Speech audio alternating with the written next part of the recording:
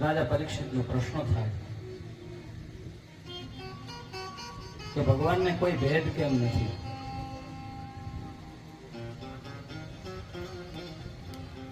દરેક જીવની અંદર ઈશ્વરનો અંશ છે અને આ ભેદ છે પરમાત્મા પ્રાણી માત્રના હૃદયમાં છે. આવો એક સંકોચ થયો કે ઈશ્વર બધામાં છે તો ઉંદરમાં ઈશ્વર છે અને બિલાડીમાં ઈશ્વર છે, છતાં બિલાડી ઉંદરને કેમ મારે છે? આ વાત સમજવા નથી આવતી. દિતિના દૈત્યો અદિતિના દેવો કેમ? આમાં સમત્વ દેખાતું નથી. શુકજી પ્રશ્નની સરાહના કરે છે. ભગવત ચરિત્રના વિષયમાં સારો પ્રશ્ન કર્યો. સાંભળ પરીક્ષિત, પહેલી વાત તો એ છે કે ભગવાન નિર્ગુણ અને નિરાકાર છે. એ અકર્તા છે, એ કર્મ કરતા જ નથી. પણ આપણે એમાં ક્રિયાનો આરોપ કરીએ છીએ. આ ચંદ્રનું પ્રતિબિંબ, પાણી ભરેલું હોય સરોવર અને પૂનમનો ચાંદો ખીલ્યો હોય, એટલે તમે નીચે નજર કરો તો પાણીમાં ચાંદો દેખાશે ને ઉપર નજર કરો તો ક્યાંય ચાંદો દેખાશે. હવે આ ચંદ્રનું જે પ્રતિબિંબ પાણીમાં પડે છે અને પાણીમાં તમે પથ્થરો ફેંકો એટલે શું થશે? આપણે કહીશું ને કે ચાંદો હલ્યો. ચાંદો હલે છે? ચાંદો નથી હલતો, પણ એનું જે પ્રતિબિંબ પડે છે પાણીમાં એ હલે છે.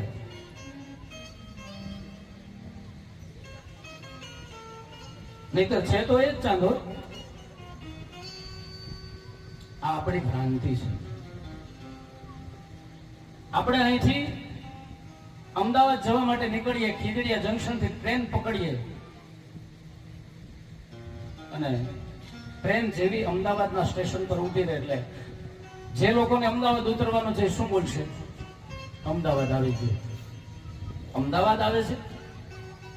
આપણે ત્યાં જવાની ક્રિયા કરી. અમદાવાદ આપણી પાસે નથી, એવું અમદાવાદ પાસે આપણે ગયા છીએ. અમદાવાદ તો ત્યાંનું ત્યાં જ છે.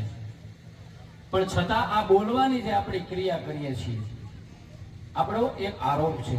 એમ નિર્ગુણ નિરાકાર બ્રહ્મ એ તો અકર્તા છે. બ્રહ્મ તો કઈ કરતો નથી, છતાં પણ આપણે એમ કહીએ છીએ કે એ કરે છે, એ તેમ કરે છે, એમ બોલી આપણે એમાં ક્રિયાનો આરોપ કરીએ છીએ.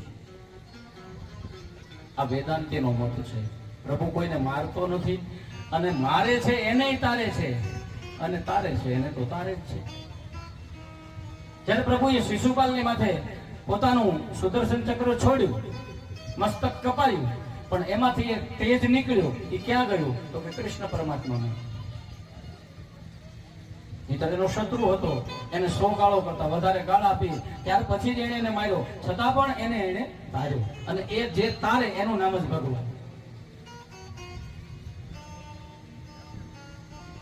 સંત સમજાવે કે વિરોધાભાસ, ગાળો દેતા દેતા પણ પ્રભુ નામ. પ્રત્યક્ષ પ્રભુ હોય અને મૃત્યુ થાય અને એ જો નરકે જાય તો પ્રભુ પ્રત્યક્ષ હોય એમ કેમ કેવું? ભગવાન હાજર હોય અને કોઈ પણ માણસનું મૃત્યુ થાય, એના નામથી માણસ જો નરકે જતો બચી જતો હોય અને ખુદ કૃષ્ણ પરમાત્મા હાજર હોય તો એ માણસ નરકે કેવી રીતે જઈ શકે? પ્રભુના હાથે જેનું મૃત્યુ થાય એ નરકે કેવી રીતે જઈ શકે?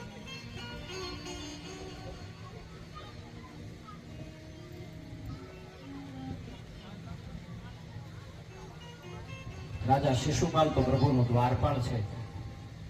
સનતકુમારના શ્રાપથી નિવારણના અર્થે ત્રીજા જન્મે વેરભાવથી પછી મુક્ત થવા આવ્યો છે. પહેલો જન્મ હિરણાક્ષ અને હિરણ્યકશિપુ, રાવણ, કુંભકર્ણ, શિશુપાલ, દંતવક્ત્ર અને પછી આ નારદજી છે ને એ પ્રહલાદ ચરિત્ર સંભળાવે છે. વરાહ ભગવાનને જયારે આ હિરણાક્ષે માર્યો ત્યારે હિરણાક્ષની માતા દીતિ શોક કરવા લાગી, એટલે સગા સંબંધીઓ રડવા લાગ્યા. ત્યારે જોજો એક રાક્ષસ આ હિરણ્યકશિપુએ માતા, સગા સંબંધી વગેરેને સમજાવવા લાગ્યો કે રડો નહીં, આ રડવાનું મિથ્યા છે. સાંભળો, ઉપનિષદો પણ એમ કે છે, અહમ અચિંત્ય અમર નિત્ય રૂપ, અહમ સત્ય સત્યાંશ સત્ય સ્વરૂપ, અહમ અકર્દેશ્વ અદાહ્ય અશોષ્ય અહમ કૃષ્ણદાસ અહમ કૃષ્ણદાસ નાહમ બ્રહ્મા વિષ્ણુ રુદ્ર વસો નાહમ આદિત્યો મરુત યક્ષ દેવ નાહમ બાલમ વૃદ્ધચનાદિ પુરુષ અહમ કૃષ્ણદાસ અહમ કૃષ્ણદાસ. હું કાંઈ નથી, હું તો કૃષ્ણનો દાસ છું. હું અકલ્પ્ય અમર શાશ્વત સ્વરૂપ છું. હું સત્ય છું, સત્યનો અંશ છું, સત્યનું સ્વરૂપ છું. હું વિનાશ અને અદમ્ય અને અસ્વસ્થ છું. હું કૃષ્ણનો સેવક છું, હું કૃષ્ણનો સેવક છું. હું બ્રહ્મા વિષ્ણુ રુદ્ર આદિત્ય મારુત યક્ષ કે ભગવાન નથી. હું બાળક નથી, વૃદ્ધ નથી, સ્ત્રી નથી કે પુરુષ નથી. હું કૃષ્ણનો સેવક છું, હું કૃષ્ણનો સેવક છું.